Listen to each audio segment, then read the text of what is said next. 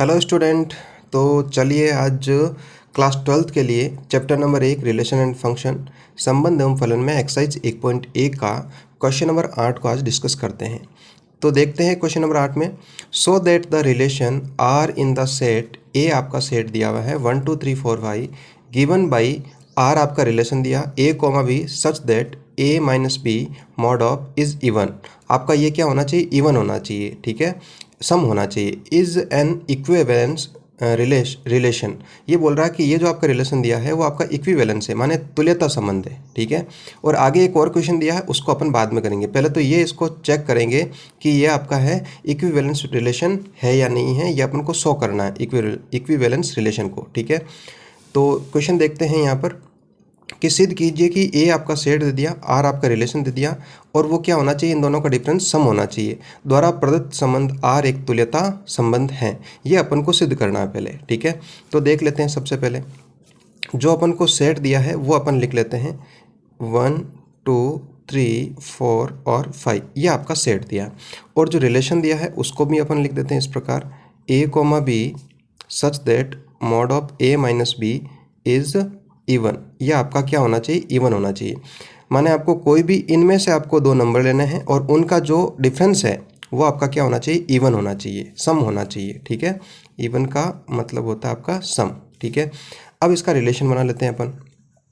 तो बच्चों देखो, सबसे पहले यदि मैं एक को लेता हूँ इस प्रकार, ए माइनस बी बराबर आपका इवन होना चाहिए, सम होना चाहिए। यदि एक माइनस एक करता हूँ तो जीरो, जीरो भी आपका सम है, बिल्कुल है, तो 1,1 हो सकता है। इसी प्रकार 2 माइनस 2 करूँ तो वो भी हो सकता है। क्यों हो सकता है? क्योंकि जीरो भी क्या आपका सम है। 2,2 भी हो सकता है, 3,3 भी हो सकता है, 4,4 भी हो सकता है, और 5,5 भी हो सकता है। इसके अलावा देखते हैं, देखो एक और दो देखते हैं। तो 1 माइनस 2, तो मुझे बताओ इसका डिफरेंस कितना आ रहा है? 1 आ रहा है, जो कि आपका सम नहीं है, तो इसको नहीं ले पाएंगे। एक और 3 को ले सकते हैं क्योंकि इनका डिफरेंस कितना है? 2 है, 2 आपका क्या है? इवन है, तो ये हो सकता है 1,3। इसी प्रकार से 1,4, 1,4 आपका नहीं होगा क्योंकि डिफरेंस कितना आ रहा है? 3 है, वो आपका सम नहीं है। 1, आपका 5 हो सकता है बच्चों। इसी प्रकार 2,1 नहीं हो सकता है क्योंकि 2 माइनस 1 आपका 1 रहेगा। 2 माइनस 3 भी नहीं हो सकता, 2,4 हो सकता है क्योंकि 2 माइनस 4 आपका जो है वो आपका इवन बचेगा, ठीक है। इसी प्रकार 2,5 आपका नहीं हो सकता, ठीक है। 3,1 हो सकता है, बिल्कुल हो सकता है क्योंकि आपका इवन बच जाएगा। 3,2 नहीं हो सकता, 3,4 नहीं हो सकता, 3,5 हो सकता है, बिल्कुल, ठीक है। इसी प्रकार और देख लेते हैं। 4,1 की बात करूँ मैं तो नहीं हो सकता, 4,2 हो सकता है, बिल्कुल। और 4,3 नहीं हो सकता, 4,5 नहीं हो सकता। फिर 5 के लिए देख लेते हैं, तो आपका 5,1 हो जाएगा। और 5, देखो 5 माइनस 1 4 बच रहा है, इवन है। 5 माइनस 2 आपका 3 बचेगा जो आपका इवन नहीं है। 5,3 हो सकता है और 5,4 नहीं हो सकता, ठीक है। तो ये आपका इस प्रकार के बहुत है, ठीक है। ये अपन ने बना लिया, ये आपका रिलेशन आ गया। बस अपन को चेक करना है। सबसे पहले चेक करते हैं अपन रिफ्लेक्सिव रिलेशन को, स्वतुल्य के लिए, ठीक है। तो स्वतुल्य मैंने आपको बताया था बच्चों कि खुद का खुद के साथ में संबंध हो तो वो आपका स्वतुल्य हो जाएगा। आपको दिख रहा होगा, देखो पहचान लिया होगा आपने। यदि 1,1 2,2 3,3 ये इस प्रकार का सब जो है वो आपका रिलेशन में प्रेजेंट है। यदि प्रेजेंट है तो ये आपका क्या हो जाएगा? रिफ्लेक्सिव हो जाएगा। अब तो ये बातें बहुत समझ में आ गई होगी। दूसरा देखते हैं अपन सिमेट्रिक रिलेशन, सममित का देखते हैं। तो सममित में बच्चों देखो इस प्रकार ही हो जाएगा। जैसे अपन एक ले लेते हैं, जैसे आपका ये ले लिया मैंने 1,3 ले लिया, तो 1,3 जो है वो आपका बिलोंग आर हो रहा है, बिल्कुल हो रहा है। तो अच्छा, सममित में मैंने आपको बताया था कि ए बी बिलोंग आर हो तो आपका बी ए जो है वो भी आपका बिलोंग आर होना चाहिए, बिल्कुल होना चाहिए। तो 1,3 आपका आर में प्रेजेंट है, देखो 1,3 प्रेजेंट है। तो आप मुझे बताओ 3,1 जो है वो आपका प्रेजेंट है क्या? बिल्कुल है, देखो 3,1 आप प्रेजेंट है। तो ये क्या हो जाएगा?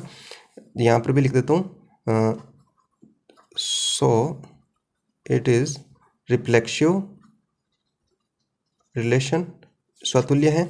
और ये भी क्या हो जाएगा? सिमेट्रिक हो जाएगा,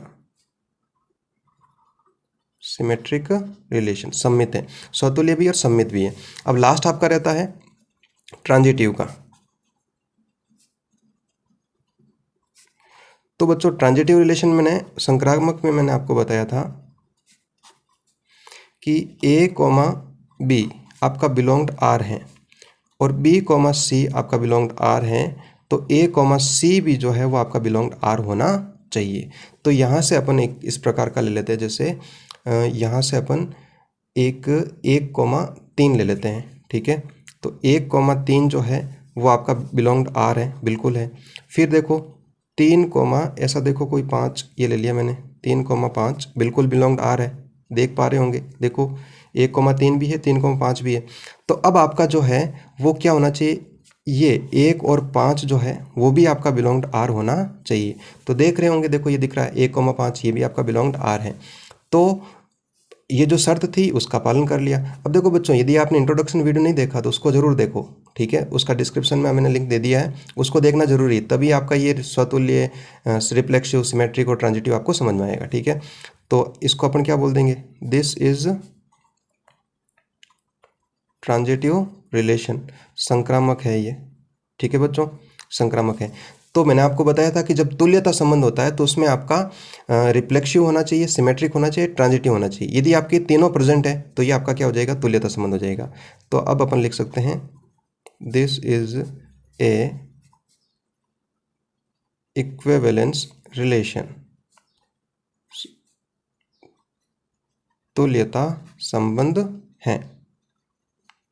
अब देखते हैं भाई इसके सेकंड पार्ट को। तो सेकंड पार्ट आपको क्या बोला उसने कि आपको बताने प्रमाणित कीजिए, ये देखो यहाँ पर लिखा हुआ आपका कि so that the all the elements of 1 3 5 are related to each other and all the elements of 2 4 are related to each other. पहले देखो यहाँ तक देखते हैं अपन कि ये बोल रहा है कि ऑल एलिमेंट ऑफ 1 3 5 ये जो है वो अपने are related to each other, ये क्या ये स्वयं से आपके रिलेटेड है क्या। देखो देख लेते हैं अपन, मुझे बताओ, आप 1 और 3 का पेयर ले लेते हैं तो 1 माइनस 3 आपका कितना रहेगा, -2 रहेगा, मोड लगाया हो तो 2 रहेगा, तो 2 आपका इवन है, बिल्कुल है। 1 और 5 को देख लो, उनका डिफरेंस भी आपका इवन आएगा। फिर आप 3 और 5 को देख लो, उनका डिफरेंस भी इवन आएगा। और 5 और 1 को देख लो तो उनका डिफरेंस भी आपका क्या आएगा, इवन आएगा। तो इसको अपन लिख लेते हैं। अच्छा अभी इसको लिख लेंगे, उसके साथ साथ में ये देखते हैं अपन, यहाँ पर ये लिखा है कि all the element of 2,4 are related to each other but no element of 1 3 5 is related to any element of 2 4। ये बोल रहा है कि ये जो 2 और 4 है वो आपस में रिलेटेड है, बिल्कुल रिलेटेड है। देखो 2 और 4 का जो डिफरेंस है, माने जो अंतर है वो आपका 2 इवन आ रहा है, सम आ रहा है, ठीक है। लेकिन ये बोल रहा है कि 1 3 और 5 जो है इनका इसके साथ में संबंध नहीं है। बिल्कुल देख लो, तो ये भी देख लेते हैं। 1 और 2 का आपका अंतर जो है वो 1 रहेगा, तो आपका सम नहीं है, इवन नहीं है। 1 और 4 का जो डिफरेंस है वो 3 रहेगा, जो आपका सम नहीं है। 3 और 2 का हो जाएगा, वो भी सम नहीं है। और 5 और 4 का जो डिफरेंस है वो भी आपका इवन या सम नहीं है। तो बिल्कुल ये आपका जो दिया है इन्होंने वो बिल्कुल सही दिया। तो इसको अपन देखो इस प्रकार लिख लेते हैं। तो इसको इस प्रकार लिख लेते हैं कि 1 3 5 are related to each other as, कारण बताना पड़ेगा, as difference between them is even. Hindi में अपन इसको इस प्रकार बोल देंगे कि 1 3 5 जो है वो अपने स्वयं से संबंध है और इनका जो अंतर है वो आपका क्या है, सम है, बिल्कुल। फिर अपन नेक्स्ट देख लेते हैं, 2,4 are related to each other, माने जो 2,4 है वो आपका स्वयं में इस प्रकार से रिलेटेड है, ठीक है। लेकिन अपन लिखेंगे each other difference even even, ठीक है। But 1 3 5 and 2,4 not related as difference between them is odd.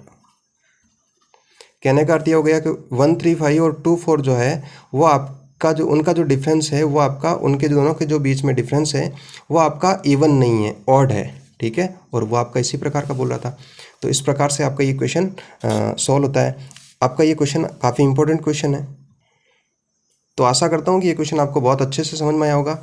कोई भी दिक्कत हो तो आप पूछ सकते हो। देखो बच्चों, थोड़ा सा तो डिफ़िकल्टी आएगी क्योंकि थोड़ा सा जो ये चैप्टर है वो थोड़ा सा हार्ड है, ठीक है। तो थोड़ी सी दिक्कत आएगी, मैं बिल्कुल सरल करके इसको आपको पढ़ा रहा हूँ, ईजी करके पढ़ा रहा हूँ, ठीक है। कुछ दिक्कत हो तो आप कमेंट करके ज़रूर बताएं, अदरवाइज़ चैनल को सब्सक्राइब करें। धन्यवाद।